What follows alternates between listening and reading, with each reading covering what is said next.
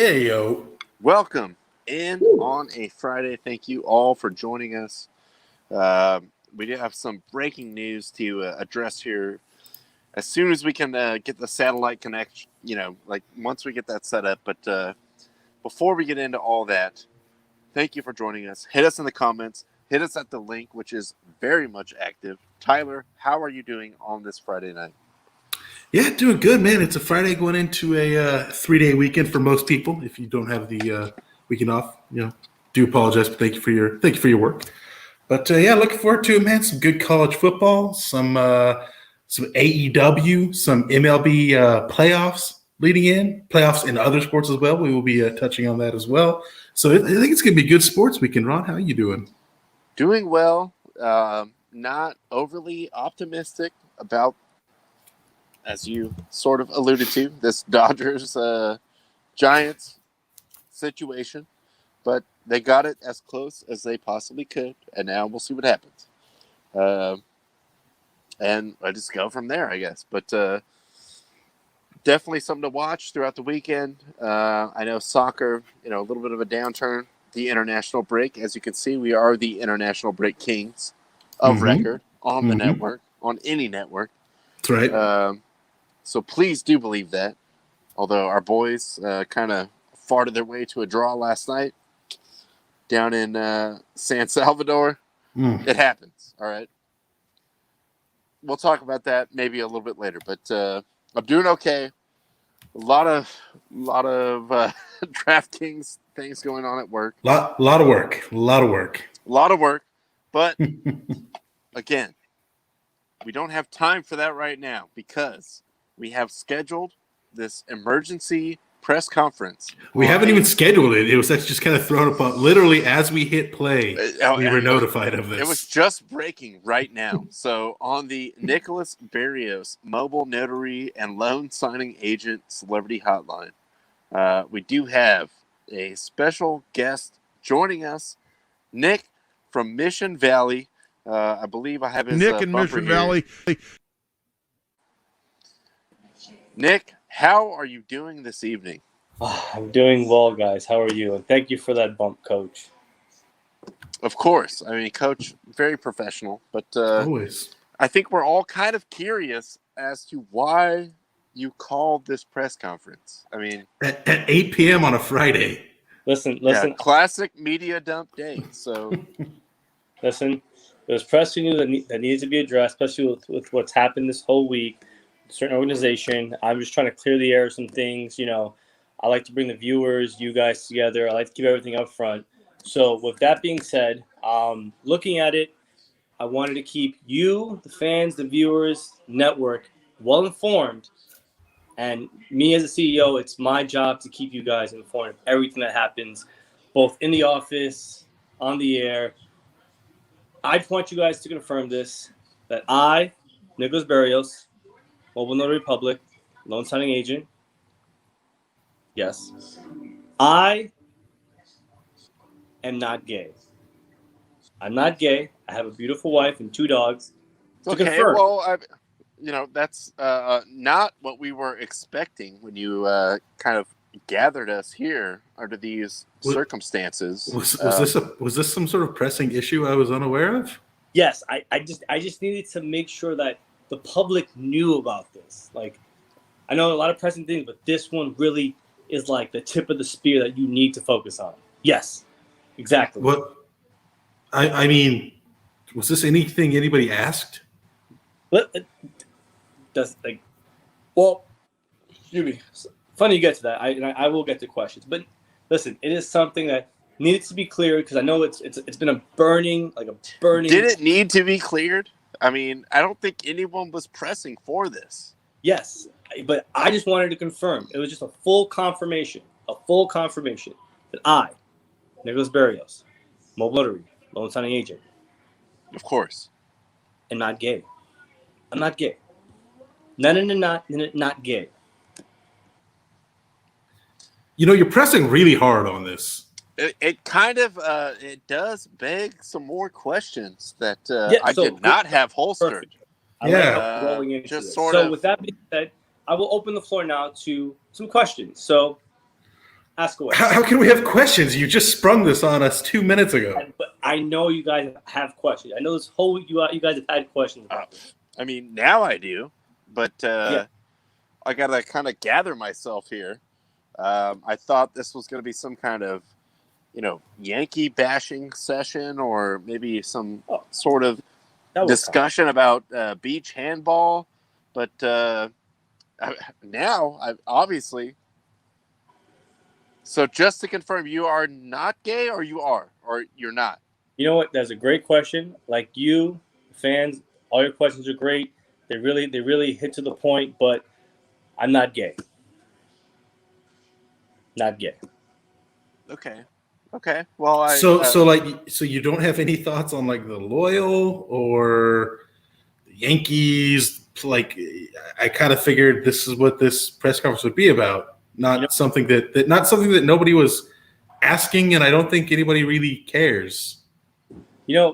Just like you and the rest of the fans and the amazing viewers of the show, that was a great question. And here on this show, that is the only thing we produce is great questions. Great questions that the fans need answered. Great questions that really expand the thought process of what's going on in the world, especially the sports world. But to confirm, I am not gay. Not gay. Well, this is a lot to process. You kind of drag us down. Is it a lot to process? I mean, well, it begs more questions. Well, Ron, let me interrupt you in some respect. Let me just I'm interject. sorry. Go ahead. You have your time. I'm just making it aware that I, Nicholas Berrios, am not gay.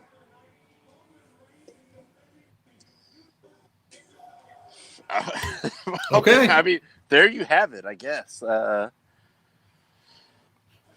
Once and for all, on the record, Nicholas Berrios, not gay. Confirmed not gay.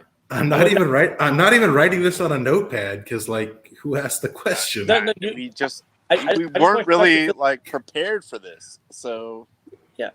I just want you guys to feel at ease, just knowing that I'm not gay. I'm confirming this. I'm not gay. I have a wife. I have 2 beautiful dogs. I'm not gay.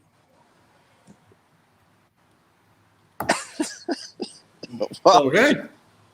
Remember, I'm not gay. I'm just confirming that. Putting that out there, guys. We'll open the floor to one more question. I have a question. Yes. Here in the center. Yes. It just seems like, kind of calling a whole press conference here and, not really briefing us on this. It seems like it's kind of gay. I don't know. Kind of a cover up. I don't know. Listen, guys, I respect all of your opinions, your questions. And I don't care. I'm not here to judge. But okay, good. That's good to know. Your opinions, your questions, they're all what this show needs. It's just this press conference needed to happen, and it just needed to be confirmed that I, Nicholas Berrios, Mobile Notary Public / Loan Signing Agent, 619 620. Let's get the brand up there on the screen for sure. 0410. We can at least be somewhat professional. Yes. Just know this. I'm not gay. And with that, I want you all to have a blessed day, a blessed night. Enjoy the weekend. And remember, guys, I'm not gay. Great night. And I will leave you on this note. Please believe that I am not gay. There is just absolutely no way that I am gay. So, all right. I do respect that. And there he goes on the Nicholas Berrios Celebrity Hotline, mobile notary and loan signing agent. But he felt the need to interject that. I thought he was going to just come on and talk about the Giants or, bash the Yankees or. He held a press conference for something that nobody was asking about. Yeah, it's an odd. I mean, look, he funds the show, so there's not really anything we can do. But man, what's called press conference? We gotta air the press conference. If he says jump, we gotta say how high. But exactly. We'll be there with the bells on. But yeah, that was an odd one. But That was weird. so as far as we know, and sources may or may not confirm, Nick Barrios, not gay. Just please recognize that. He he was very clear about that. He wanted to make that known. I don't think he was that clear about it. Yeah, it was a little bit more confusing than it was clarifying. So Like it's 2021, bro. Nobody really cares. Like it's cool. but he just wanted to get his voice out there that he is not gay. So I guess. where that goes, we'll see. But shout out to him living his truth in 2021 as a not gay man. It's a bold choice to take. It's a hard stance. It's not very respectable in these times. But Nick Barrios, not gay. Again, I can't stress that enough. Not gay. Sure. So, where do we go from there?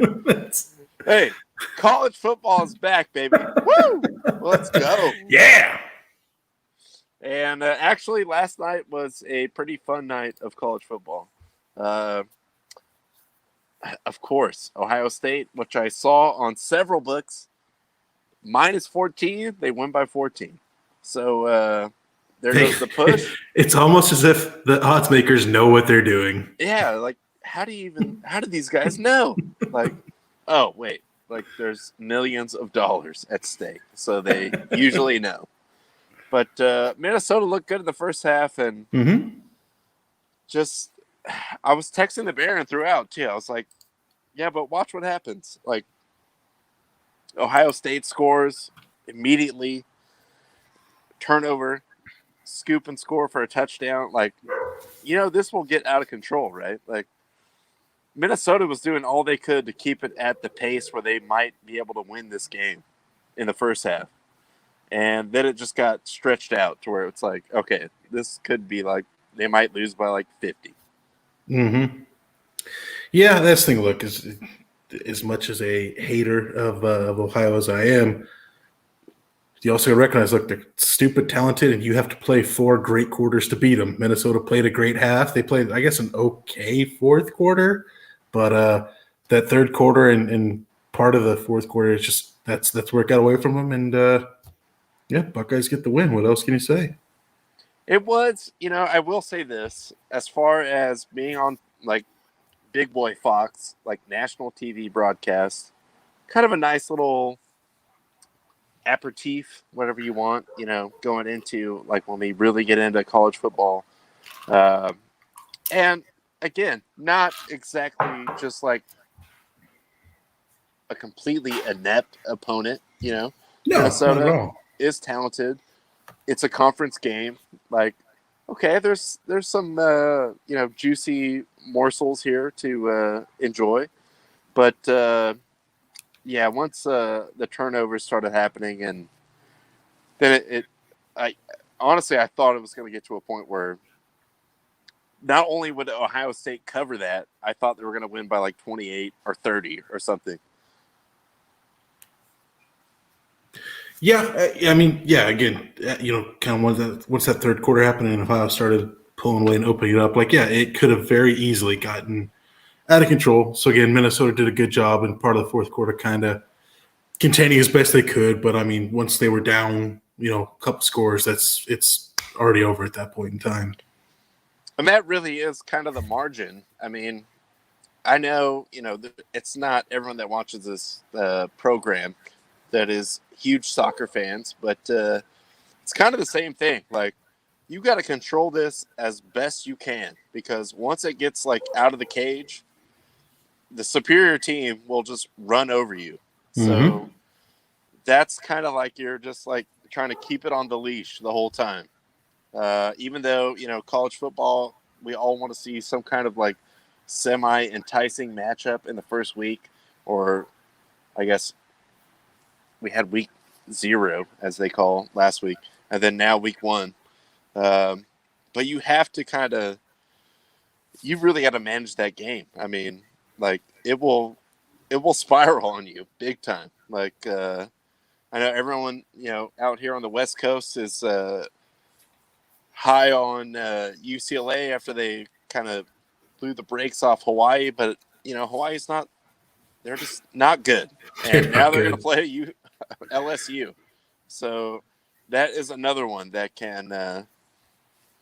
All right, everyone's feeling good, feeling some kind of way, but this could get ugly, sort of thing. So you really have to, like, every single second of that game, you got to have that kind of under.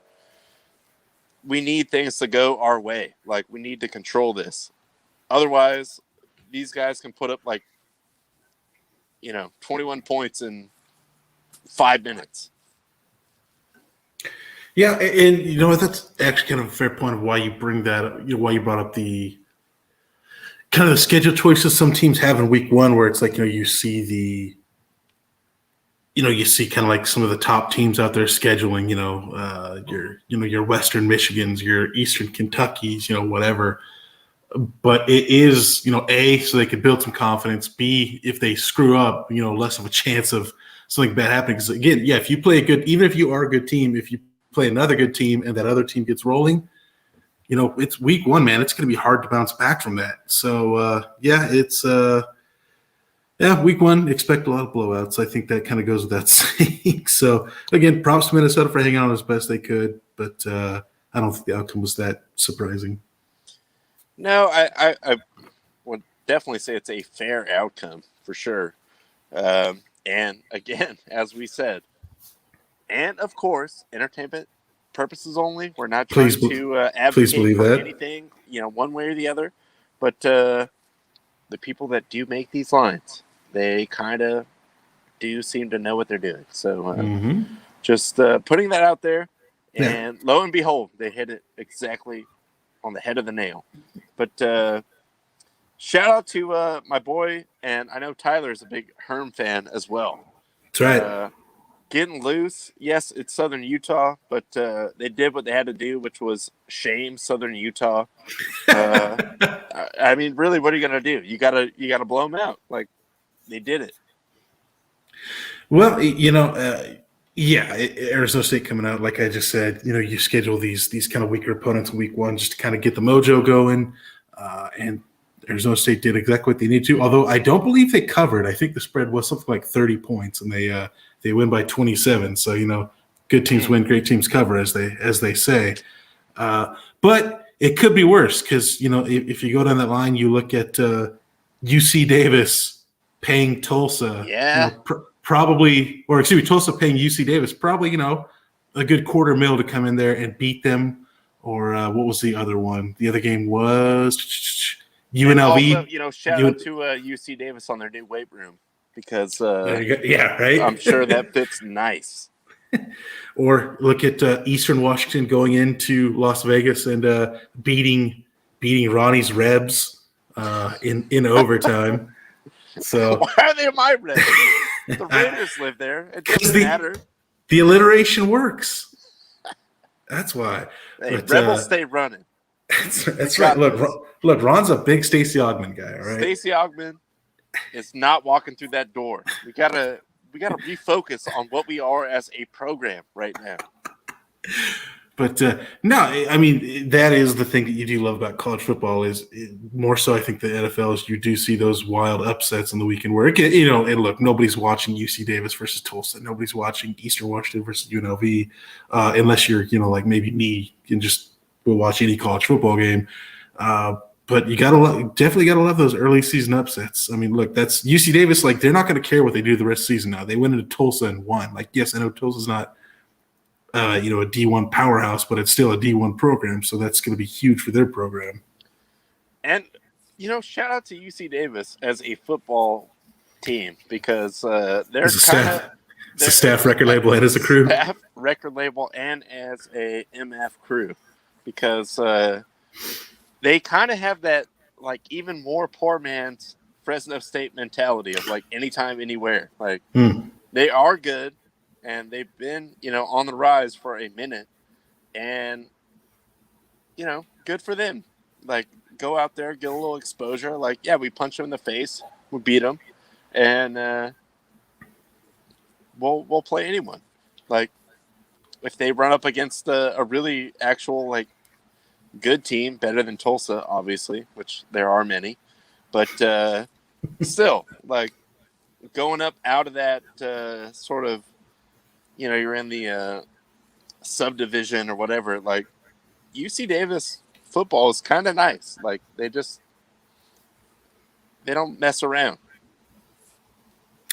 And also props to Eastern Washington. Most notable for having that bright red field that kind of hurts your eyes if they're on TV and you're watching that game.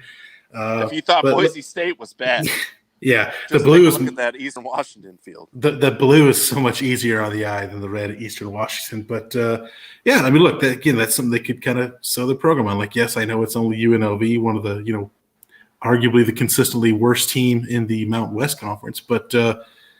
I mean, you could definitely make the argument that, a bad team in the Mountain West Conference is going to beat whatever conference they're in, Big Sky or whatever. I can't remember what conference they're in the 1AA, but it's, again, good wins for underdog programs, and they're getting paid to go into another team's home and embarrass them. And I just one, before we get off this, shout out to the nightcap game, Boise State UCF. That ended up being wildly entertaining. Mm-hmm. Again, Boise State is kind of one of those, like, yes, the profile is higher now after some big bowl wins or whatever, but still always like looking for a fight, kind of like Fresno State, one of these like we'll go anywhere, anytime, like we want to just prove ourselves. And UCF with their chip on their shoulder of their, well, I know they have the banner of the national title or whatever. That's right. Yes. Let's not go crazy, UCF. But another like punchy underdog sort of in the big boy league. And I thought that was a nice little nightcap to finish off the night.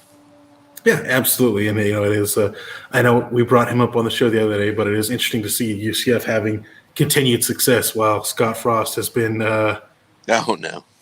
Just doing horribly at Nebraska. That's no other way to put it. I think it's really more of a commentary on Nebraska. Like, where does Nebraska go? Like, Nebraska is going to be, as all these teams like align to the Super SEC or the, like mega aligned like agreement with the all the other conferences or whatever, like Nebraska is kind of going to be like one of those, I hate to say it, but transition schools. Like you're going to get one of the group of, like you're just going to get a coach. If they have any kind of success, they're probably going to go to a better school.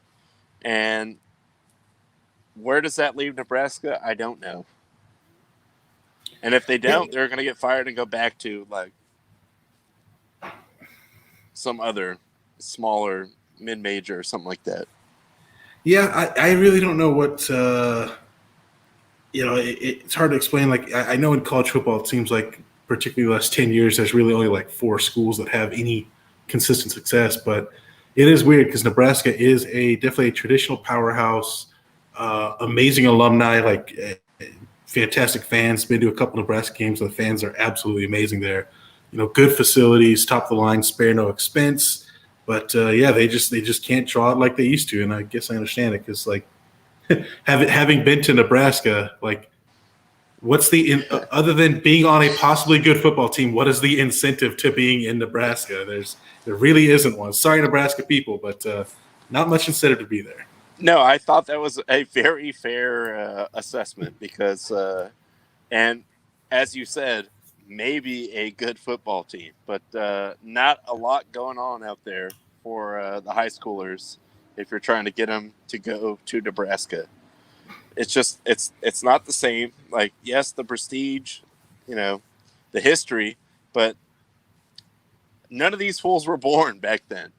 And things are a lot different now, especially with the name, image, likeness thing going on and the super conference thing going on. So I feel like Nebraska is one of those teams that's just going to kind of, unfortunately, slide to the back. It's all right. If my Wolverines aren't already in that category, they will be there very soon. So, But Harbaugh's going to get that quarterback. I mean, yeah, 8th time's the charm, right? it has to happen. Like, there's no way, right? The law of averages says it has to work at some point. At some point, right? But no, I've been loving college football back on. Of course, it's still going on tonight. And then tomorrow, everyone plays. So we do have a tasty little slate there with, of course, I mean, the marquee, Georgia Clemson, which shouts DraftKings, where you can bet down the over-under if you just participate. But that's literally all it takes. Yeah, you've been telling me about all the stuff that DraftKings is offering, and it's like, why don't you just give them the free credits for signing up? Because that's basically what you're doing. That's kind of all it is. Certainly would make my life a lot easier, but they always got to come up with some kind of deal. You know, their NFL opener is as long as Tampa Bay doesn't lose by 74 points. Okay, well, I don't think anyone's ever scored 74 points in any NFL game, like, let alone, like, you would assume the other team is going to score some points. But what was it? But before he backed out for the Pacquiao Spence fight, wasn't the thing is if either fighter throws a punch, if a punch is landed, yes, just give them the free credit. Just God. Yeah, like let's just not even try and hide this. Just give them the free credit so they sign up. We just want you to bet. Just get on the website, sign up for an account, and just lay some money down. The other one, beyond the Buccaneers game, is if you bet $1 on any NFL game in the entire season, you just get $200 in free credits. There we go. Like, win or lose, you just get $200 in free play. So let's stop advertising DraftKings because they're not our sponsor, but they could be if they want to be. They could be. Just saying, the phone lines are open. Make it right, DraftKings. But yes, so the big game, obviously Georgia Clemson there. I mean, you look at the preseason rankings. Usually, I say preseason rankings don't mean anything, but these probably will be 2 top 5 teams throughout the year. And it's going to be a neutral site game playing. You can see there at the Bank of America Stadium in Charlotte. Clemson, a small underdog or small favorite. I don't know what I know I shouldn't do this, but something in my gut just tells me Georgia's going to pull this one out, and I don't know why. I've had that kind of same feeling. Like Clemson, yes, they love to get up and down, and if they get going, you know, they can hang some points on you big time. But yeah, I've just sort of had that in the back of my mind, like, Georgia, if they take this like full SEC mode and just slow this down to like a crawl, you know, they got like athletes and they can play that power, just like ground and pound kind of game. Oh yeah. So this is, I mean, fortunately, don't get me wrong, I'm just happy that we have a very like marquee game early on, because you only get like 1 or 2. I feel like this could be the year. Like, this could be the year where it's obviously all leaning towards Clemson, and they play in a conference where they should just run through it. But Georgia might get it this year, just in this particular instance. It's just a kind of a gut feeling I have. Like, I'm not basing that off anything. Like, the one thing we know about Clemson is they just reload. They're going to have like 8 defensive linemen that get drafted in the first 3 rounds of the draft because they're just always ridiculously loaded at that position. Offense always super high powered. Just, again, like, they don't rebuild, they reload every year. I don't know, just something. I just have this weird feeling that I haven't had in past years when it comes to Clemson games. Normally in a Clemson game, I'm saying pick them, don't even question it. whatever the spread is, they're probably going to cover it. Yeah, I don't know. I just think maybe this could be the year that the Bulldogs finally kind of break that, like, you're really good, but not quite good enough to beat the top tier teams. Like that's kind of been their position for a few years now. I think they're finally going to break that. Well, and I think too that just kind of like extends to the entire sporting state of Georgia, like especially college football, which we know is huge there. Like this could be like, all right, jump out, make a statement early on, and who knows what happens. Like obviously everyone in the world is dealing with Alabama. Like they're going to be there, they're going to be good. You're in the same conference. That's just a fact of life. You at some point all roads lead through them. But yes. All the misfortunes and everything, like this could be the time to like jump out there and do something with you're obviously going to have a huge national audience. So definitely looking forward to this game. Like I think this game, and especially with the international break, as we have discussed, for like my sporting conscience, college football, like we don't have the NFL yet, not quite yet, but this is the game of the weekend, and I think it's gonna be better than. It's hard to pin down. I mean, I just think it's gonna be a good game. Yeah, no, absolutely. Like I said, I do truly believe that again these will be 2 top 5 teams just throughout the entire year. So, and that's kind of the game that everybody's going to be expecting tomorrow. Another game that I think people will kind of have their eye on, and you just mentioned them, just the fact that the true fact of life, the elephant in the room, of course, the Alabama Crimson Tide taking on the U. Love the U. I hope they do well the rest of the season, but this is not going to be pretty. This is going to get real ugly real quick. No, yeah. I guess, I mean, Alabama is there at the end. Like they're always there at the end. Like it's just inevitable. They're Thanos. They are inevitable. Yes. It just is. It is what it is. Like just accept it and hope somebody can beat them.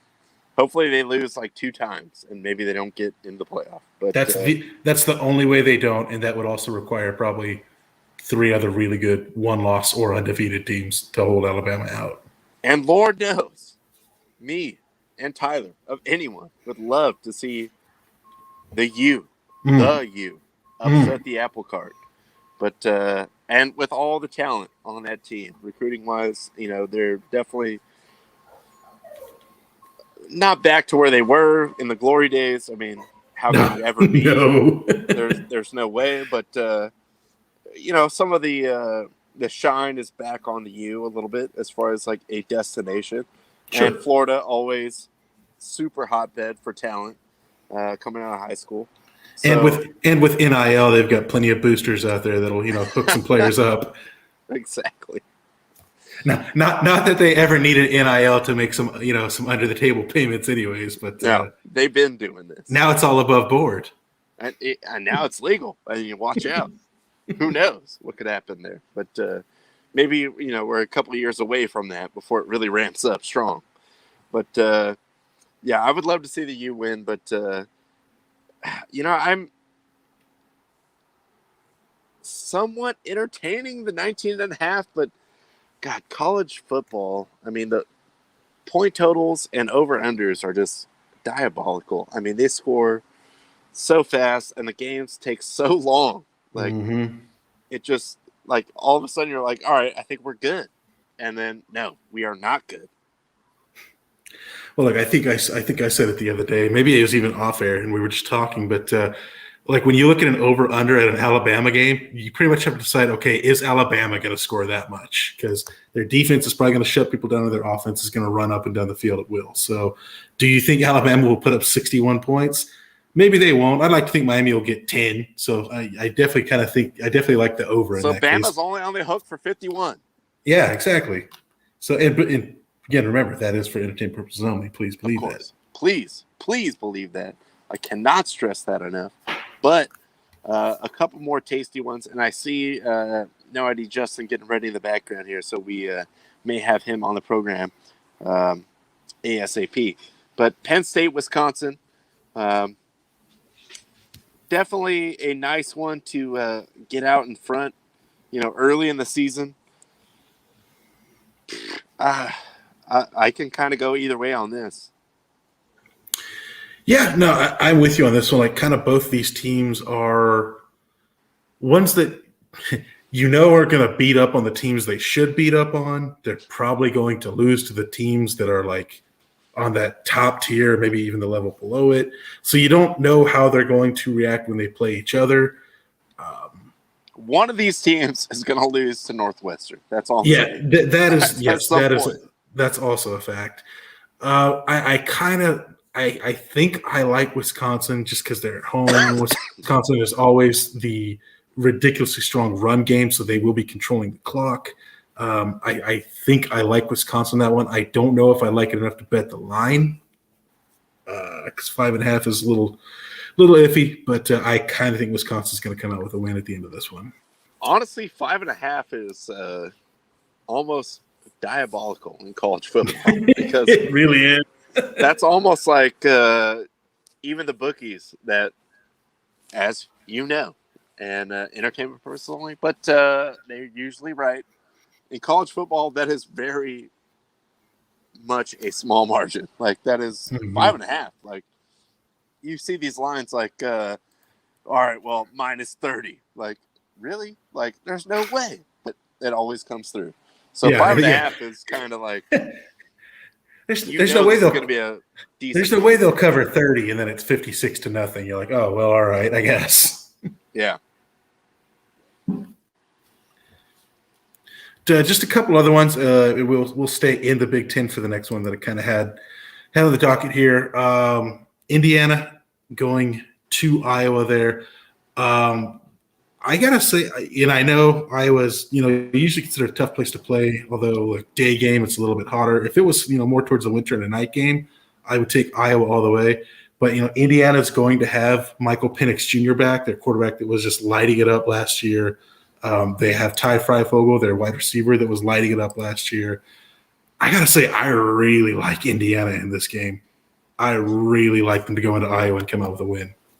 Yeah, and I really like what I feel about Indiana this year is kind of like how Minnesota was 2 years ago. Like, I just think they're very capable of even going on the road and ripping off these wins.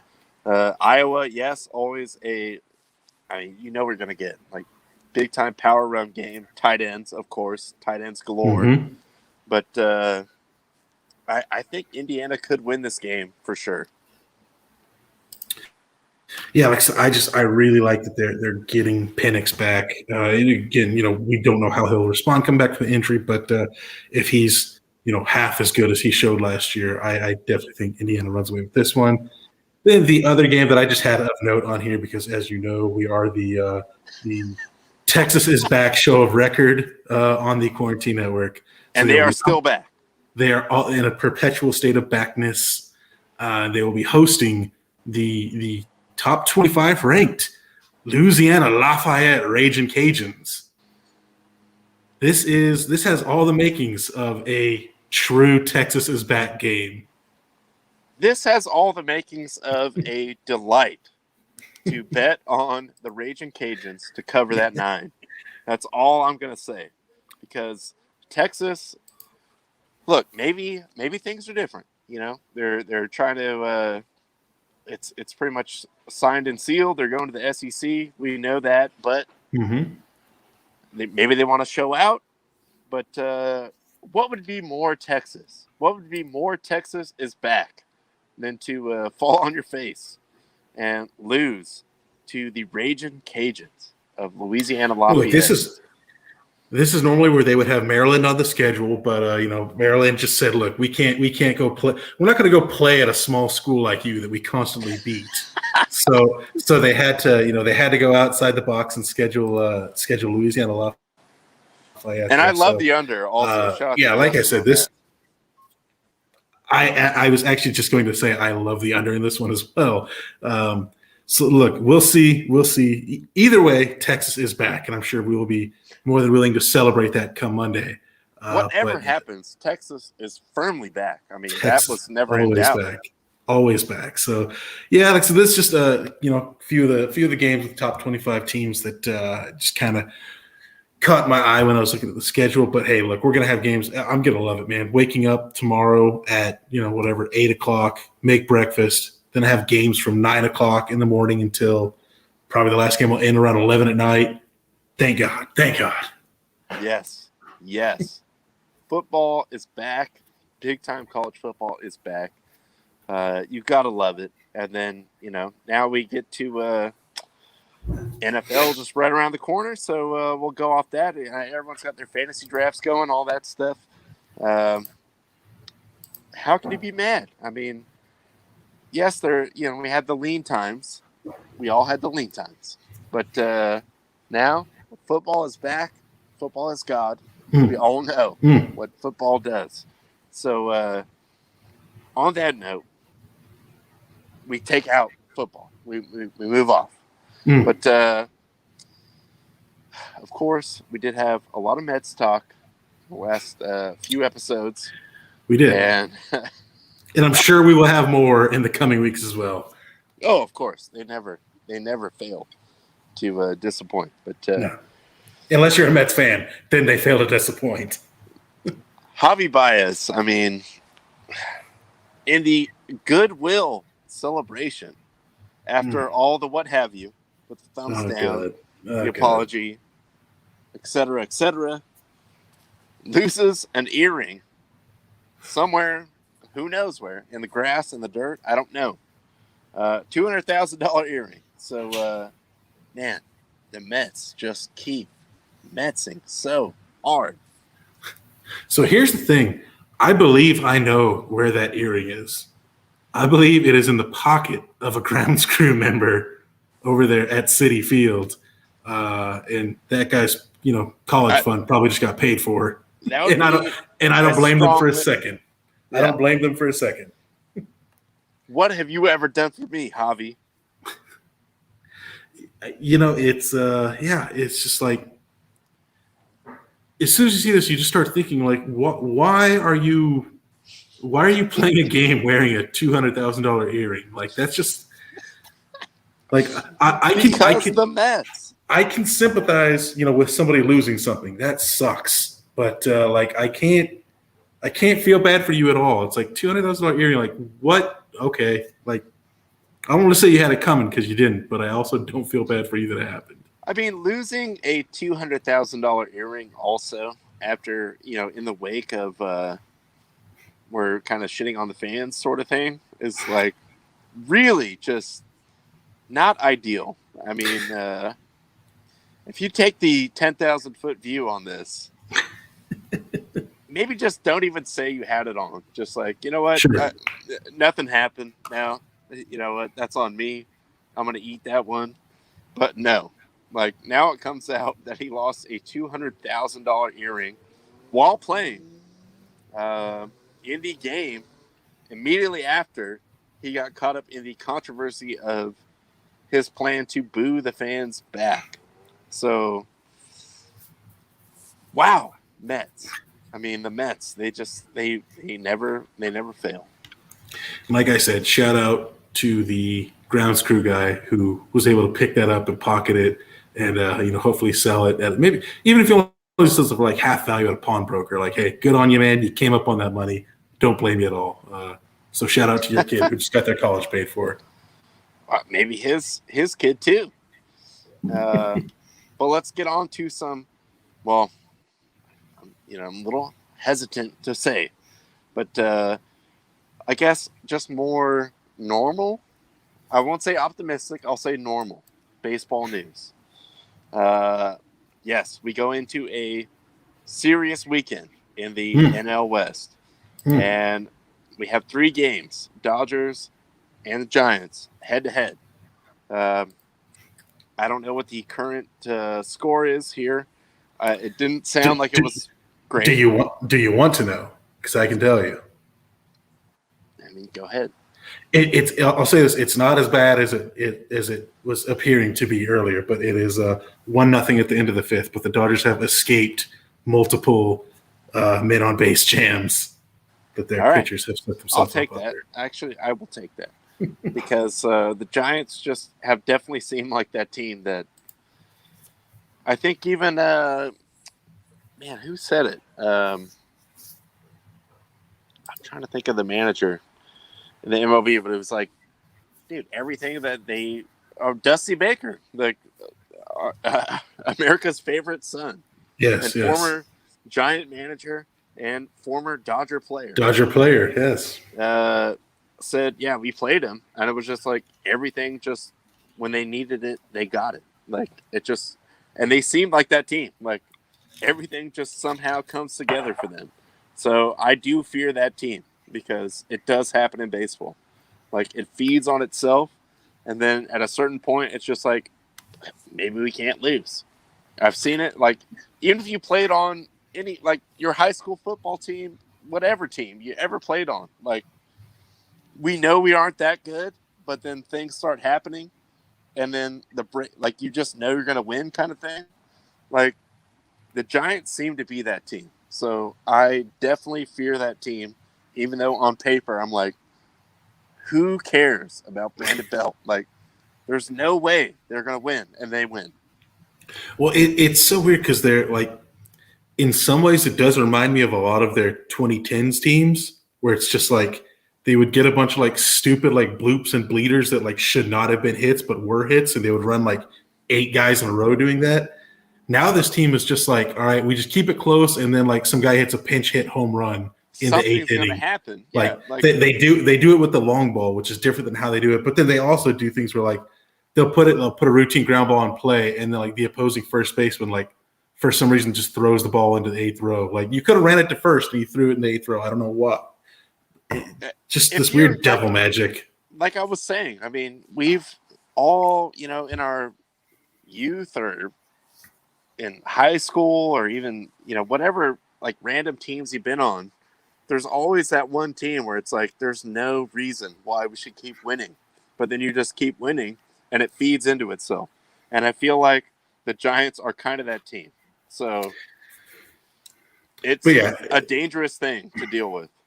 See, as you can see, again, in the standings, I actually think this is maybe the most perfect tie for first I've ever seen because obviously you see the teams have the same record. They are 8-8 in games against each other, and they have scored the same amount of runs against each other as well. So this is the absolute most perfect tie, although right now the Giants now have one more run because they are up 1-0. But obviously massive series here. Like I don't want to say this one will decide the season because there's still, a month to play after this. And like at best, a team will have a 3-game lead. But you kind of do get the feeling that maybe it will decide the season. I don't know. Just both teams have been so hot, and like gaining ground on each other is a seemingly daunting task. The one thing that we can all hang our hats on is shout out to the Diamondbacks with their minus 180 run differential. Keep reaching for that rainbow. Rattlebacks. Someday. Someday you'll be there. Well, actually, they have a World Series. They've been there. But only 40 and a half games out. So they are actually eliminated from all playoff contention. I think there's 3 teams fully eliminated: them, the Orioles, and the Rangers. Sorry, Will. Also, sorry, Orioles, man. I thought you guys really had a chance, but I guess Fangraphs was right when they gave you that 0% chance to make the playoffs. Yeah, I thought that was harsh off the just straight out of the gate. But I guess these guys know what they're doing. I mean, they called it. But again, so this will definitely be a series that we're all watching. I know Justin, who I know is backstage right now, he'll be watching this as well. I've actually been kind of scoreboard watching all this show just to see what's going on. Dodgers do have a run on first right now in the 6th, so hopefully they can make something happen. Really curious about Dave Roberts' strategy as far as the pitching goes, where he delayed all his normal starters by 1 day, so they had to go to a bullpen game today rather than going with Urias, Walker Buehler, and Max Scherzer in potentially the most important series of the year. But Roberts is going to Roberts. What can you do? Yeah, Dave, he does a lot of, I'm just going to be polite and say interesting things. But, the players like him, so I'm not here to bash him. But, yes, Dave is going to Dave, as you said. If Justin is available, we're efforting on that. See if we can get him on the line. I just want to get his thoughts here on a couple things on the Mike Piazza is not gay celebrity hotline. Bringing in to the program right now. We do have No ID Justin on the Mike Piazza, again, 100% not gay hotline. Justin making his feelings known there. Yeah, excuse the background noise. I am not at a drag race strip. I am also not in the parking lot of a church that just let out of congregation. No worries. This one's on Dave Roberts, dude. This is a hypothetical. This is what I've been, spinning around in the brain wheels the last hour plus or so. This was Dave Roberts looking at the schedule, seeing the way the starters lined up, and saying, "Oh, it's DeSclafani against the Dodgers." Well, the Dodgers have owned DeSclafani in three games this year. Even though DeSclafani has been quite impressive facing anybody not named the Los Angeles Dodgers. That being said, I genuinely feel like this was Dave Roberts looking at that and looking past DeSclafani and thinking "Oh, okay, we're going to smash this dude. I can do a bullpen committee game this game. I can bump everybody back." He shouldn't have started Scherzer against the Braves. Scherzer should be pitching in this effing game. There is no fucking reason why you don't pitch him against the Giants. We came into the game tied. This game is going to determine who wins this division. And this asshole decides "Oh, it's DeSclafani. It's going to be fine. We're just going to shell him again." And yeah, granted, I know it's 1-0 and I sound like a real pessimist right now, but I've been yelling in my car the entire drive home from work, and it's so irritating that I genuinely do believe that that's why he did it. Now, granted, Scherzer looked like he was having some issues, when he came out yesterday or the day before yesterday. I understand wanting to give an extra day of rest to Julio more than Walker. I feel like Walker's kind of established himself as he can do whatever you need him to do. He is an ace. He is a number one starter. Urias, I know, is kind of in uncharted waters in terms of the amount of innings pitched and what he's done throughout the course of the year. That being said, it's just hindsight's 20/20, man. This was a bad choice. I understand looking at analytics and looking at numbers, but there's also the factor of he's due. It's DeSclafani has been pretty damn good the entire season, except against the Dodgers. And he's had 3 shitty performances against the Dodgers. He's due for a good one, and you're basically just handing it to him by throwing this bullpen by committee game when you don't have David Price. Now, if David Price didn't have, issues with injuries on his own right now, if he was available, then yeah, I'm okay with that because I know that dude's going to eat 3 or 4 innings of the game. But doing it the way that he's doing it with no David Price, that's a problem for me. I think it's a very poor decision on Dave Roberts' part. Dave, we know, has been prone to, what would you call it? It's kind of confusing. Terrible bullpen management? Well, yes, that. Okay. Over analytics? We can call it that. But a little bit of the smartest guy in the room kind of thing also, where it's just dude, just look at what's in front of you sort of thing. But also, and again, I don't have entertainment personal, please believe that. There's no inside information on this other than Coach Quintera is good friends with Dave, and he is very firmly in the opinion of a lot of stuff that Dave has to do in the games even is coming down from like the box. Like No, and you got to do it. I believe that 100%. Sure, but as do I. But I also am a firm believer, like, hey, dude, you're the manager. You know what I mean? Like, you knew what you were signing Yeah. up for when you signed your extension. You know, like, this is it. You have to face the music, whether or not it's coming from upstairs or not. And also, I think the three of us also know, like, in the moment, Dave has the authority to, supersede that shit. Now, granted, he might catch some shit. He might, he might get a talking to the following day, especially if it blows up in his face and it doesn't work out. But also, like, at the end of the day, he is the decision maker. He has the right to decide. Well, like, and hey, at the time of like calling that shot too, it's like it's 50-50. Like it's gonna work or it's gonna blow up. So he's the guy, like boots on the ground. Like, all right, we're doing this. We're good. Like that's it, and then we'll see what happens. well, and just some of the pitching too. It's like you saw he brings in Alex Vesia. Vesia throws two changeups. The hitter is embarrassingly early on both changeups, and then Vesia throws him a high fastball. Like, what are you doing, dude? You're just helping the guy out. Like, I don't understand some of these decisions that are made, and it is hard pressed. Like, if I'm sweating and stuck on the 405 in traffic, and I can come to the realization that, like, hey, I should probably throw another changeup, but he throws another fastball and I'm sitting in the car mad. Like, those guys in the dugout have to know that. Those guys upstairs have to know that, and that's what's so irritating, I think, is like, I'm all for analytics. I am a supporter of analytics. I think that analytics serve a great purpose in all major sports, but they're not the end-all be-all. Like, there is a lot of feel in baseball more so than any other of the four major sports, I think. You really have to, like, sometimes it's just a feel thing. Sometimes guys are on and they're unhittable, and sometimes guys can't throw a strike over the plate and they're getting shelled. You have to be responsible for making those calls in the moment. And I just feel like, and this is not to say, like, I love Dave Roberts. You know what I mean? Like, super nice guy by all accounts.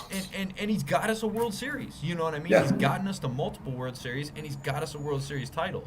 So I'm not just gonna poo-poo the guy and say, like, they should have somebody else in there. But at the same time, like, I'm gonna hold his feet to the fire when I feel like he's making a poor decision, and this is one of those times. So I mean, hopefully they can turn this game around and we can get into San Francisco's bullpen, and maybe we can get some guys out there that can put some zeros up on the board for the Giants, and we can come back and win this. But these are how I feel like all three of these games are going to be. Like, I don't see any of these three games being like a 8-2 or a 7-1. I feel like all of these games are going to be 1- and 2-run games, and it makes it that much more pivotal that you're making the right decisions. Yeah, I just think, when the reason that he gave for pushing everybody back a day was, hey, I want to keep them fresh for the playoffs. Fine, I don't, whatever. That's totally fine. But, like, you couldn't push that day back next week. Like, you have to do it now when you're going into possibly having your three only starting pitchers, but three damn good starting pitchers going up against the team that you're tied with. Like, I don't understand why you couldn't, why would doing it this week be any different than doing it next week? Like, throw these guys against the Cardinals. Push them back against the Cardinals. Push them back against the Reds. Like, not against the Giants, though. Like, there is no scenario where you can convince me that this shouldn't have been lined up to be Scherzer, Buehler, Urias in these three games. There is no way that you can tell me, like, if I'm Dave Roberts 2 months ago, I'm trying to line that up. Like, all right, we need these fools. We need these fools against the guys. Like. Well, especially with the way the last 2 months have gone too, where it's just like, God, we're trying to get these guys, and then you're finally like nipping at their heels, and then you're trying to run this game. Like, this is probably not the time, Dave. Like, we gotta, just get in their ass right now. Also, I was thinking earlier today, like, the Dodgers, the last 2 months, I swear, 2 out of every 5 games has been a bullpen game, like, just nonstop. Yeah. And I understand you said earlier, David Price not available. Lately, he's been a guy that can eat, 4 innings, whatever. I get that. But, like, can they not call up a AAA guy that can go 4 innings? Like, I've never understood they need to constantly go with games where they're using 8 players that pitch 1 inning each. Like, it's just I've been really confused by that. Well, and I feel like Josiah Gray would be that guy, but He could, right? He's gone. Josiah Gray is Max Scherzer now. They've used Andre Jackson. He's eaten up some innings in his 2 appearances. But I mean, like, there's just not another guy at AAA or AA that you could be like, hey, look, you're gonna go out there and do 4 innings. I don't care if you get lit up. I don't care if you're throwing great. Like, just give me 4 innings. Whatever happens, happens. I need like 70 pitches. Like, just get out there and like get some outs, and then we'll see where we're at after that. Yeah, I don't know. It's been frustrating. But again, look, the fact that they're only down 1-0 right now, that's still a testament to the quality of the bullpen, despite how overworked they are. But hopefully they can get a couple runs across the board, because I think you're right, Justin. None of these games are going to be a blowout. It's all going to be 1, maybe 2-run games this weekend. Yeah, 100%, man. That's just these are the best 2 teams in baseball. For what it's worth, I like West Coast bias, East Coast bias. I don't give a shit who you're a fan of. These are the best it's just teams statistic right now. Like, they are the best. And to your point about them having such similar stats, I think the only discrepancy is that the Giants have played like 3 or 4 less division games. So we have the exact same number of division wins, but I think they have like 3 or 4 less division losses than the Dodgers currently. And we hope to change that over the next couple days. But, not if we're throwing these bullpen by committee bullshit games. Fuck! Whoa. It's fucking great for you to be standing out here talking to me like that. Calm down. All right. Come on. There's a long view plan here. You know what? I appreciate you. R.I.P. Tommy Lasorda, like, but tell him, Brandon Marshall. Tell him.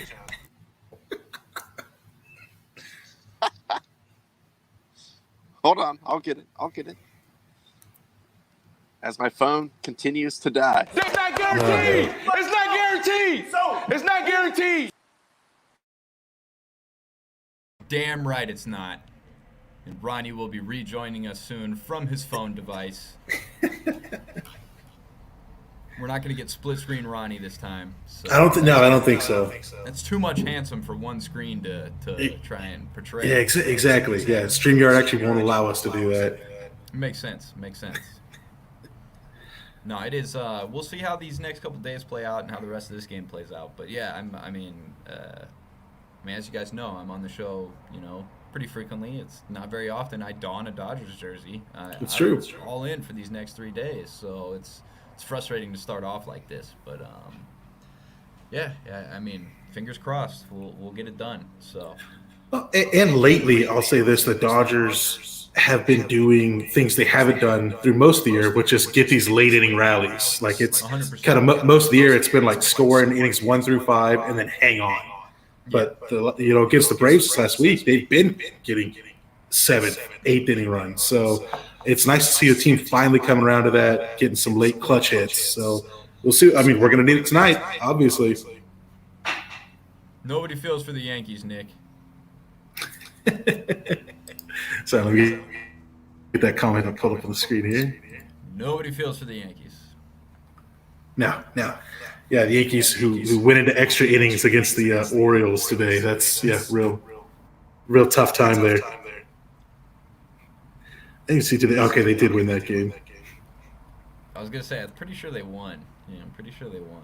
But yeah, couple extra innings, but hey, like, as long as you get the win, that's all that matters, right? Whatever it takes. I mean, that's the Rays division, but whatever.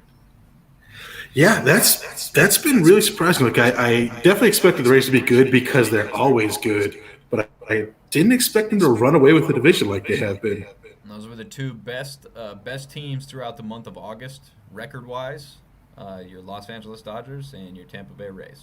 Those were the best 2 teams in baseball throughout the month of August. Just 2 very different philosophies in this team. One team that is not afraid to open up the checkbook and pay players, and another team that is like, hey, fuck you, we're not paying you, get out of here, we'll just reload. Yeah, and I got news for you, Rays fans. We run into you in the World Series again, you don't have Blake Snell anymore. We are beating the brakes off of you. But that was actually something I saw the other day that I thought was really interesting is the Rays not only at the major league level, but I guess their AAA team has the best record in AAA, and their single A team has the best record in single A. So again, that's just a franchise that just knows how to reload people, develop people. They just absolutely refuse to pay people when they should be Yeah, paid. no, they are definitely the epitome of more bang for your buck. You know, like that should be their slogan. Tampa Rays, more bang for your buck. All right. What's the town champions? It's funny, just whenever any new pitcher comes up from them, I assume he's automatically going to be really good because that's what the Rays do. They just turn pitchers out. Also, Baron, don't even bring up the A's. It's too soon. The wound is still fresh. Didn't you guys both pick them to win the division? I did Well, not. I did because of the Baron. I picked Houston to win the division. Oh, okay. Well, You guys look wise like man. morons, man. We're not going to talk about who I picked to win the division. No, I was no, gonna of course say, not. Angels got to be rounding up on 100 wins by now, right? I mean,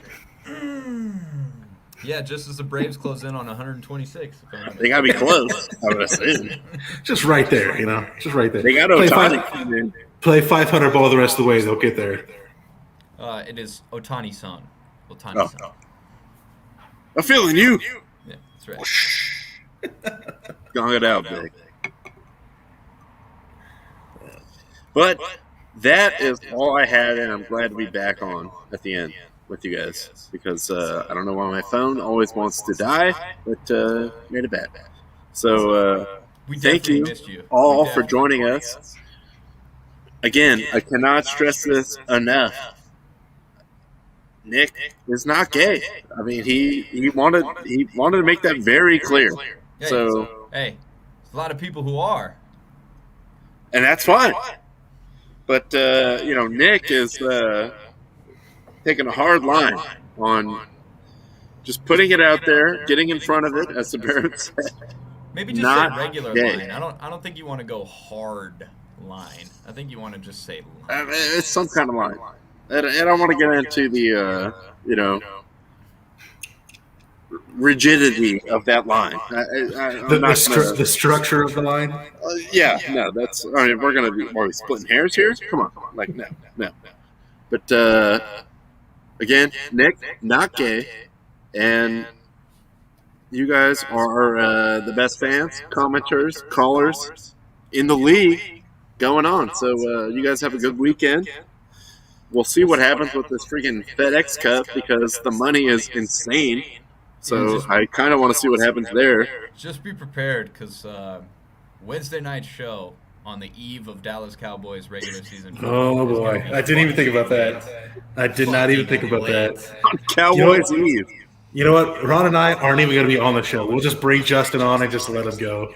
This is gonna be me telling you all the ways that we're gonna go 13-4 and fucking win the Super Bowl. Well, you know, that would be Scenario fun. one. Yeah. That would be fine. If you guys want to have one of those 4 on Thanksgiving, even better. But I got Dak in the big money league, so let's go. We're not losing on Thanksgiving. I actually, before the show, I got off the phone with Dad telling him, make sure we eat early because I don't want you guys kicking me out before I eat. To your own dad. Like that, Oh, yeah. the No, disrespect. I told him Thanksgiving dinner needs to be on the table by kickoff at 1 because you guys are going to kick me out by 2 o'clock. So. Dun, dun, dun, dun, dun, dun, dun, dun, dun. The autumn wind is a raider. Not even the logo wants to look at it. He's covering one of his eyes. He's like, I can't even look at it. He can see good out the one eye. Don't hate. That's all we need. Silver and black aerial attack, pride and poise. Suck it. Hey, nobody can stop the Ruggs Renfro on the outside. Nobody. Damn right. You bet your ass. Hey, who the hell is Amari Cooper and Michael Gallup and C.D. Lamb? He's a bum. He's a bum. We're talking Henry Ruggs the second and Fucking A right. Hunter Renfro. Oh gosh. My guy. This guy. Let me tell you about this guy Renfro. This guy's a ball player. Listen, man. Yeah, that's all I got. Just Dave Roberts, get your shit together. Go Dodgers. Dallas is going to fucking dominate on Thursday, and I'm going to tell you more about it on Wednesday evening. Well, if they don't win by 75 points or whatever it is, then everyone that signs up for DraftKings are good. Because that has been beaten into my brain. Like, that's all I hear to myself. So, All right. Well, I think that's as good a place to wrap it up as any. So let's go ahead. Let's get in. Let's watch this Dodger game. Hopefully they don't blow it. And we'll be back here on Monday. We love you guys. You know the drill. Keep the fire. At the buzzer.